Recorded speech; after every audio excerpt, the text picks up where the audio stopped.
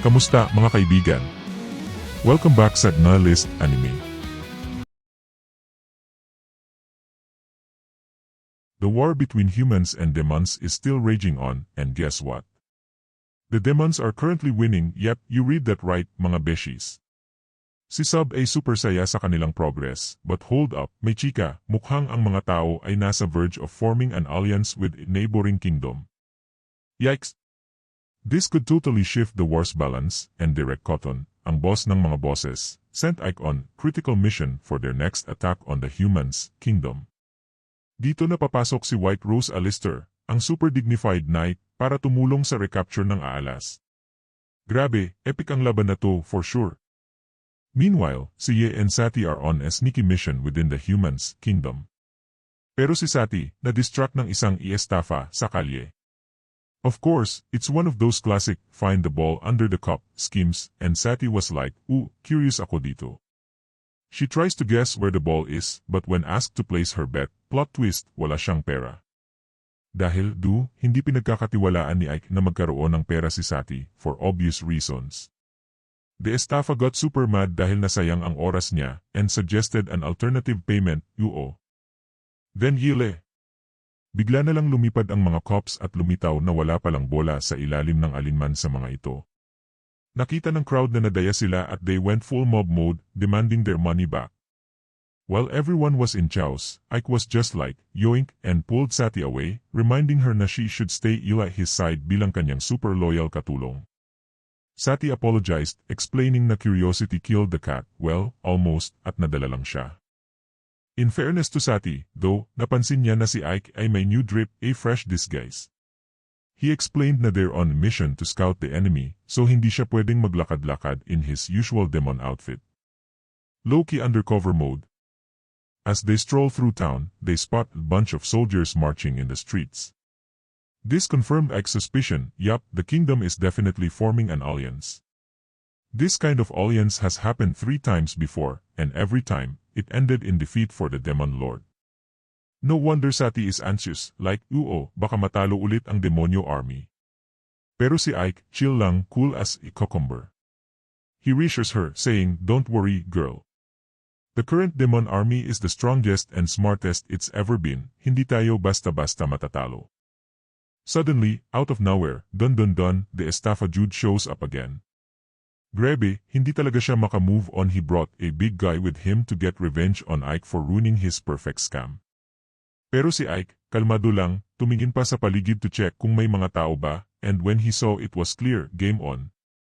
With a snap of his fingers, he uses magic to bind the big Jude's legs and summons icicles aimed at the estafa.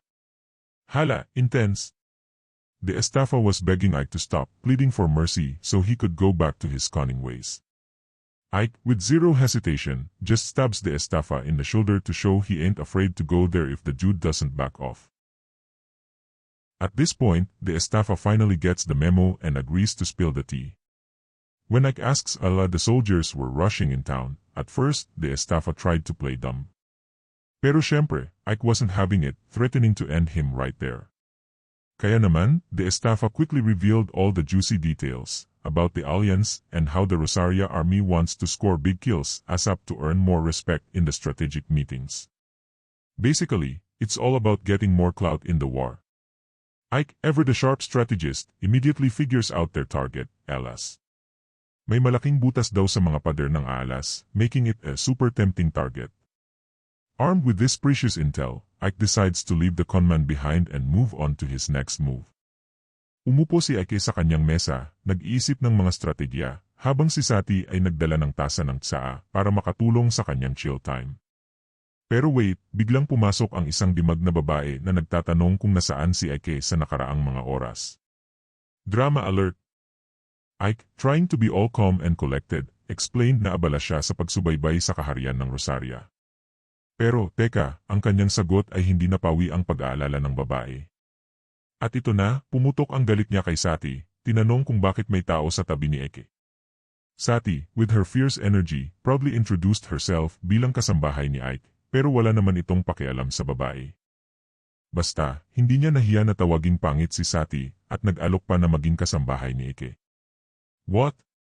Nagtalo ang dalawa, bawat isa'y nagbibintang na sinusubukan manligaw kay Ike. Sabi ni Ike, hala, bakit ganito? Di ba dapat tayo united? Pero, as expected, hindi siya nakialam dahil ire forever.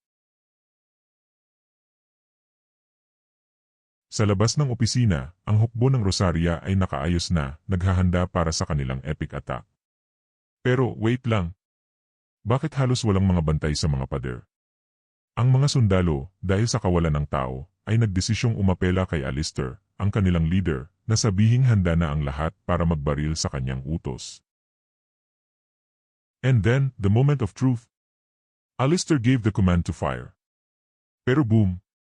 Lumulabas ang mga skeleton soldiers mula sa lupa, at nagulat ang lahat. The soldiers were like, teka, ang mga buto, hindi sila makakatalo sa amin. But surprised, mula sa wala, isang sundalo ang tinamaan. And from there, everything went downhill. Na-realize ng mga sundalo na oops, hindi na nila mananalo ang laban, kaya inutusan ni Alistair ang isang agarang retreat. Ouch!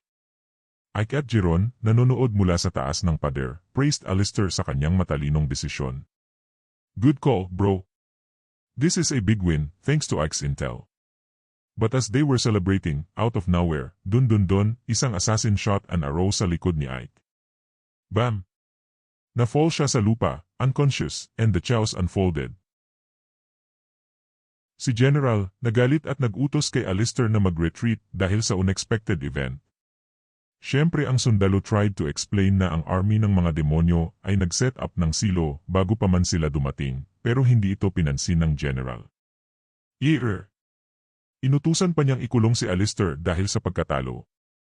Nalaman ng sundalo na sobrang bobo ang ganitong desisyon, kaya sinubukan niyang ipaliwanag na si Alistair ay isa sa pinakamagagaling na komandante. Pero, alas, walang paki ang General, insisting na parusahan si Alistair dahil sa pagkabigo sa mission. I mean, come on. Pagbalik sa alas, nagising si Ike sa kanyang kama matapos mabawi mula sa kanyang sugat.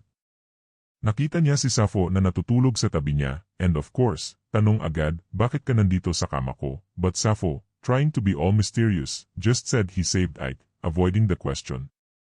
Sabi ni Ike, seriously, baby, are you here? But Sappho, being all elusive, explained na siya ang nagpagaling sa kanya. Malubha ang iyong sugat, sabi niya, pero dahil sa kakayahan kong magpagaling, wala nang natirang sugat ngayon. Parang magic, di ba? Then, sinimulan ni Sappho na ipaalam kay Ike na ayon sa mga report, wala pang namatay sa pag-atake. Alam niyang ayaw ni Ike na pumatay ng tao kung hindi naman kailangan, pero nagbukas ito ng duda sa Demon Lord kung magpapatuloy si Ike sa ganitong paraan. Naiintindihan ni Ike ang punto ni Sappho, pero determined siyang makahanap ng paraan para sa mapayapang pakikipagsapalaran ng mga tao at demonyo. Kaya, with all seriousness, sinabi ni Ike, walang kailangang pagpatay, dapat tayong magtulungan. Ipinakita ni Sappho ang respeto sa dedikasyon ni Ike para sa kapayapaan, sinabihan siyang magpahinga at ipinaalala na tao pa rin siya sa huli. Pagkatapos umalis ni Sappho, natira si Ike sa kanyang kama, nag-iisip, wow, ang gulo ng buhay ko. Sinuri ni Ike ang palasong ginamit para patayin siya. Teka, ang sakit neto, parang game over, batay sa sinabi sa kanya, tinamaan siya mula sa likod na nangangahulugang may pumasok sa kastilyo o may tail na nag-aabang sa kanya. Biglang may narinig si Ike, knock knock. Who's there? Agad niyang isinuot ang kanyang maskara, parang superhero lang, sana all, at pumasok si Se at Lilith, nag-aalala kung ano na ang nangyari sa kanya. Ike, are you okay? Sabi ni Lilith, sabay nag-aargue kung sino ang makakapangligaw sa kanya. O eloy gosh, girls! Nakita ni Lilith na nakadikit si Sati sa braso ni Ike, at syempre, hindi siya papayag na magpatalo. I want to be close to Ike too. Gabi-gabi, drama. Pero buti na lang, dumating si Jeron, ang saving grace, hinila si Lilith palabas ng silid at ikinandado ang pinto. Ayan na, nag-aaway na sila. Kailangan ko na silang i-separate. Habang si Lilith ay nagsisigaw, gusto kong pumasok. Alam ni Jeron na sobrang nakakainis si Lilith kay Ike, kaya nagpasalamat si Ike kay Jeron sa tulong at humingi ng pabor. Saan na ba si Alistair? At si Jeron, with a nod, Sage, I'll check it out. Pagkatapos ng ilang oras na pag-aaral, nalaman ni Ike na si Alistair ay nakakulong dahil sa kanyang pagkabigo na makuha ang alas. What bummer! Dapat sana ito ay isang hush-hush na misyon, pero hindi, sinundan siya ni Lilith. Baka maging marahas ang mga tao, sabi niya kay Ike. Pero si Ike, with his determined face, sinabi, sige na, pupunta ako. Kailangan kong tanungin si Alistair ng personal. Bumaba na ang mga pasabog.